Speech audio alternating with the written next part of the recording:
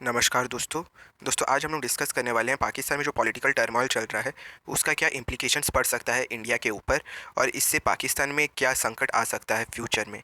तो जैसे कि आप सभी को पता था, कुछ दिनों पहले तक पाकिस्तान में जो इमरान खान थे वो वहाँ के प्राइम मिनिस्टर थे और उनका पार्टी था Pakistan Tehreek Insaf.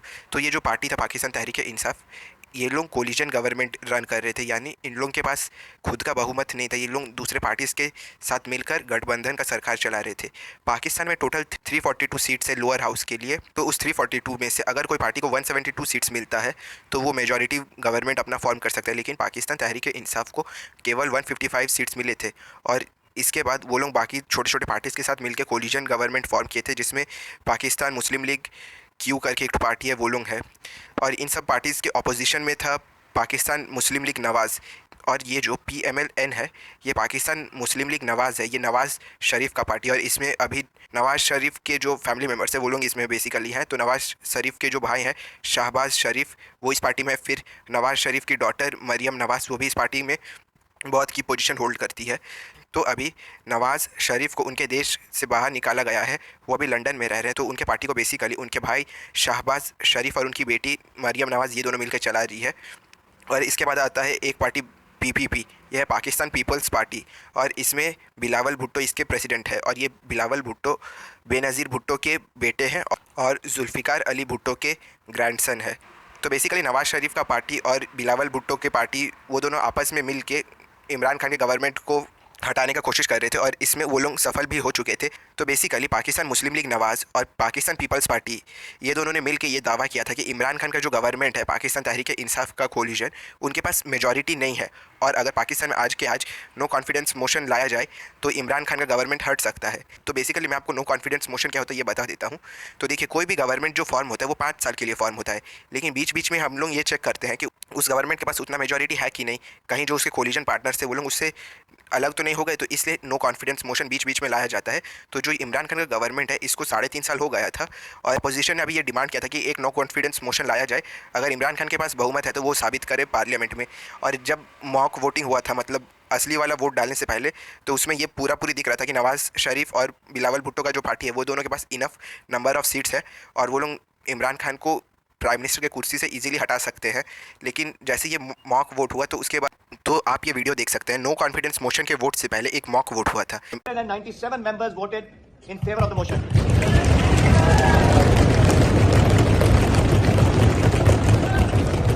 I will repeat again, 197 members voted in favor of the motion. Mr. Imran Khan ceases to be the Prime Minister of Pakistan. तो इसमें टोटल 197 MPs ने ये वोट किया कि वो लोग इमरान खान को हटाना चाहते हैं। देखिए, 172 सीट्स चाहिए होता है किसी भी गवर्नमेंट को फॉर्म करने के लिए और यहाँ पे अपोजिशन के पास 197 सीट्स थे। तो ये इजीली इमरान खान को हटा सकते थे। लेकिन इमरान खान ने इसको देखा तो वो डर गए और इमरान खान ने आर्टिकल 5 का हवाला देते हुए ये कहा कि एक बाहरी ताकत पाकिस्तान में गवर्नमेंट बदलने का कोशिश कर रहा है और इसलिए ये वाला जो नो कॉन्फिडेंस मोशन है ये अभी नहीं होना चाहिए। और इसके बाद इमरान खान ने तो पाकिस्तान के प्रेसिडेंट को ये ऑर्डर दिया कि उनका जो लोअर हाउस है उसको डिसॉल्व कर दिया जाए और एक फ्रेश इलेक्शन हो 90 डेज़ के अंदर। तो जैसे ही इमरान खान ने ये वाला स्टेप लिया तो जो अपोजिशन पार्टीज़ है वो लोग ये कहने लगे कि इमरान खान के पास ये हक कहाँ से आ गया कि वो लोअर हाउस को डिसॉल्व कर दे। और इसको लेकर वो लोग सुप्रीम कोर्ट में भी गए हैं अपोजिशन मेंबर्स ने।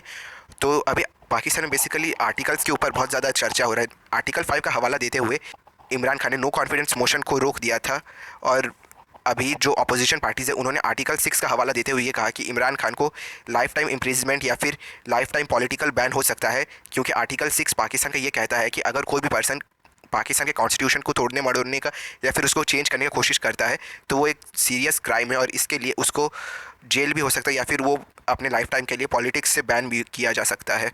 तो अभी अपोजिशन आर्टिकल 6 का हवाला देते हुए सुप्रीम कोर्ट में गए हैं कि इमरान खान को आर्टिकल 6 के तहत इलेक्शन में भाग लेने से रोक दिया जाए। तो अभी ये इंटरेस्टिंग होगा देखना कि पाकिस्तान में क्या क्या सिचुएशंस हो रहा है। और इमरान खान अपने प्राइम मिनिस्टर के कुर्सी को बचाने को लेकर पाकिस्तान का जो फॉरेन पॉलिसी है उसको बिल्कुल ताक पे रख दिया है। इमरान खान अपने रैलीज़ में ये कहने लग गए हैं कि एक फॉरेन पावर अमेरिका वो पाकिस्तान में तख्ता पलट करने की कोशिश कर रहा है और इसलिए जो आम पाकिस्तानी है उनको इमरान खान का साथ देना चाहिए। वहीं ये सब को देखते हुए USA का जो दुश्मन है रशिया, उन्होंने भी अब इसको सपोर्ट करना शुरू कर दिया कि हाँ यूएसए पाकिस्तान में तख्तापलट करने का कोशिश कर रहा है, जो कि सही नहीं है क्योंकि इमरान खान ने अभी तक कोई ऐसा एविडेंस नहीं दिखा पाए। इमरान खान बस हवा में ये बोले जा रहे हैं कि उनके जो मेंबर ऑफ पार्लियामेंट्स है उनको बहुत ज़्यादा पैसा मिला एक फॉरेन कंट्री के द्वारा। पाकिस्तान में भी इनकम टैक्स डिपार्टमेंट है, प्लस उनका जो खुफिया एजेंसी आईएसआई, वो लोग ये तो दिखा सकता था कि एक फॉरेन पावर पाकिस्तान में कू करने का कोशिश कर रहे हैं, लेकिन वो लोग भी ये नहीं दिखा सके। लेकिन वो लोग सबके पास भी ऐसा कोई डॉक्यूमेंट नहीं। लेकिन ये सब के कारण पाकिस्तान और यूएसए का जो रिलेशन है वो बहुत ज़्यादा ख़राब हो रहा है। और ये सब कुछ देखते हुए पाकिस्तान में जो भी पॉलिटिकल लीडर्स है वो लोग बहुत ज़्यादा उल्टे सीधे कमेंट्स कर रहे हैं। जैसे कि इमरान खान ने कुछ दिनों पहले ये कहा था कि जो पाकिस्तान के लोग हैं वो लोग अपने मदर या फिर सिस्टर्स को सेल कर सकते हैं पैसों के लिए। अदालत में वो जाता है, रमजी यूसुफ, उसका वकील जज के सामने क्या कहता है ये जरा सुनो। जज के सामने कहता, जज ने कहा कि इसको सजा होनी चाहिए, इसको तो पाकिस्तान की हुकूमत ने भेज दिया हमारे पास, पाकिस्तान की हुकूमत समझती है कि इसको सजा होनी चाहिए। तो पाकिस्तानियों, वो रमजी यूसुफ का वकील अदालत में खड़े होकर कहता कि पाकिस्तानी डॉलरों के लिए अपनी मां बेच सकते हैं। ये वीडियो आप देखिए। और इसके बाद इमरान खान ने एक और स्टेटमेंट दिया था कि पाकिस्तान जो मुल्क है उन लोगों का फॉरेन पॉलिसी भी इंडिपेंडेंट होना चाहिए, जैसे कि इंडिया का फॉरेन पॉलिसी है। इंडिया का फॉरेन पॉलिसी जो है वो इंडिया अपने लोगों की तरफ सेंटर्ड करके रखता है, वहीं पाकिस्तान का जो फॉरेन पॉलिसी है वो एक कंट्री को प्लीज़ करने के लिए रखता है, जो कि पाकिस्तान के लिए लॉन्ग टर्म में बहुत ज़्यादा हानिकारक है। और ये ओपनली वेस्टर्न कंट्रीज से ये डिमांड कर रहे हैं कि पाकिस्तान को भी सेम रेपुटेशन दिया जाए जैसा कि इंडिया को मिलता है उसके फॉरेन पॉलिसी में। इंडिया एक तरह जहाँ रशिया से क्रूड ऑयल भी खरीदता है, वहीं दूसरी तरह इंडिया क्वाड का भी मेंबर है। पाकिस्तान के साथ भी वैसा ही बर्ताव किया जाए, या फिर अगर वैसा बर्ताव नहीं भी किया जाए तो पाकिस्तान को प्रेशराइज ना करे वेस्टर्न कंट्रीज़।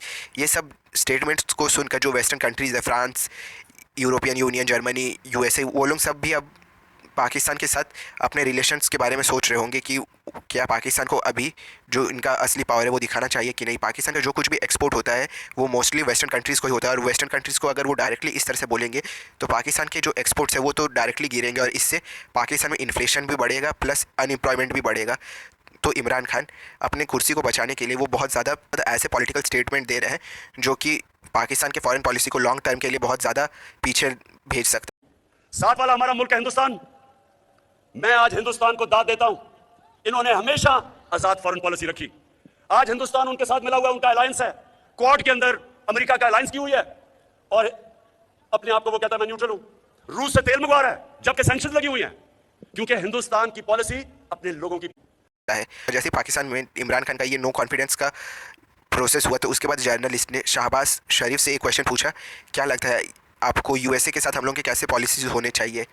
तो शहबाज शरीफ ने डायरेक्टली ये कह दिया कि बेगर्स कांट बी चूजर्स। मतलब तो पाकिस्तान जब वेस्टर्न कंट्रीज जैसे यूएसए और बाकी सारी कंट्री से फॉरेन एड मांगता है तो उनके हिसाब से पाकिस्तान को अपना फॉरेन पॉलिसी बनाना पड़ेगा। ये उन्होंने डायरेक्टली कह दिया था कि बेगर्स कांट बी चूजर्स, मतलब जो भीख मांगते हैं वो लोग, उन लोगों के पास ये अधिकार नहीं कि वो लोग किसी चीज़ को चुन सके। तो ये भी एक बहुत ज़्यादा हार्श स्टेटमेंट है, लेकिन ये स्टेटमेंट सच है। जो पाकिस्तान का इकोनॉमी है वो बहुत ज़्यादा वेस्टर्न कंट्रीज़ के एड के ऊपर डिपेंड करता है। अगर वेस्टर्न कंट्रीज़ ने अपना एड देना बंद कर दिया या फिर सपोर्ट देना बंद कर दिया तो पाकिस्तान का इकोनॉमी चरमरा जाएगा। इसीलिए पाकिस्तान के पास ये पावर नहीं कि वो अपना फॉरेन पॉलिसी इंडिपेंडेंट रखे। जब आप किसी से कुछ लेते हैं तो आपको उसी के हिसाब से काम करना पड़ता है। तो ये पाकिस्तान को समझना होगा। और इमरान खान, जिनका पूरा नाम है इमरान अहमद खान नियाज़ी, उन्होंने जो पाकिस्तान के फॉर्मर चीफ जस्टिस है उनको केयर टेकर प्राइम मिनिस्टर के तौर पे चुना है।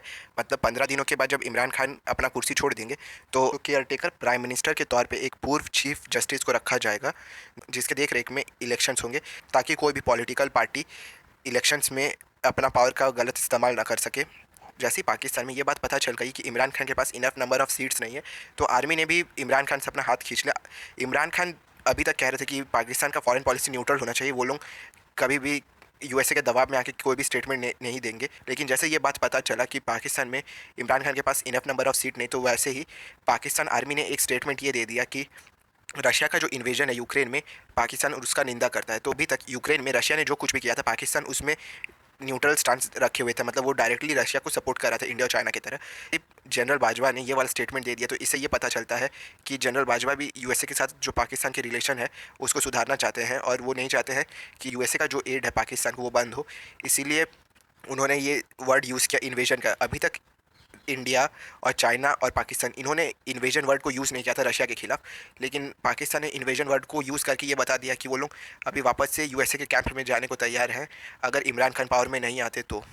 और इन सब पॉलिटिकल टर्मोइल के कारण से पाकिस्तान में 3 चीज़ें हो सकता है। सबसे पहला, पाकिस्तान में मार्शल लॉ लग सकता है। पाकिस्तान आर्मी सारे पॉलिटिकल पार्टीज़ को साइड हटा के ये कह सकता है कि अभी जनरल बाजवा के पास बहुत टाइम है, तो वो कुछ सालों तक के लिए प्राइम मिनिस्टर बनना चाहते हैं पाकिस्तान, और वो तख्ता पलट करके प्राइम मिनिस्टर बन जाए, जैसे कि पहले भी हुआ था, मार्शल लॉ लग गया था पाकिस्तान में। ये पहला पॉसिबिलिटी। दूसरा पॉसिबिलिटी ये है कि एक फ्रेश इलेक्शन हो और एक नया प्राइम मिनिस्टर चुन के आए, जो कि अभी प्रोसेस में है, लेकिन इसका भी कोई भरोसा नहीं। तीसरा पॉसिबिलिटी ये है कि कॉन्स्टिट्यूशनल क्राइसिस के कारण पाकिस्तान में इमरजेंसी लग जाए, जैसे कि पाकिस्तान में इमरान खान आर्टिकल 5 का हवाला दे रहे हैं, वहीं अपोजिशन आर्टिकल 6 का हवाला दे रही है। और ये सारे सिचुएशंस को देख के लग रहा है कि इंडिया में जो भी पॉलिटिकल पार्टीज़ है वो बहुत ज़्यादा मैच्योर है। वो लोग कभी भी अगर हारते हैं तो इस टाइप के हथकंडे नहीं अपनाते हैं जो कि कंट्री के इमेज के ऊपर धब्बा हो। तो हम लोग बहुत ज़्यादा लकी हैं कि हम लोग के पॉलिटिकल पार्टीज़ इतने मैच्योर हैं कि वो लोग अपने हार को भी एक्सेप्ट करते हैं। और इसी सब के साथ ये वाला वीडियो का एंड करता हूँ। होप करता हूँ कि आज आपको जो कुछ भी पाकिस्तान पॉलिटिकल टर्मोइल के बारे में बताया वो आपको इन्फॉर्मेटिव लगा होगा। और अगर आपको ऐसे ही वीडियोस देखना पसंद है तो आप इस चैनल को सब्सक्राइब कर सकते हैं, और इस टाइप के वीडियोस आप अपने फ्रेंड्स और दोस्तों को भी शेयर करें ताकि उनको भी जियो पॉलिटिक्स के बारे में इंफॉर्मेशन मिले। इसी के साथ धन्यवाद।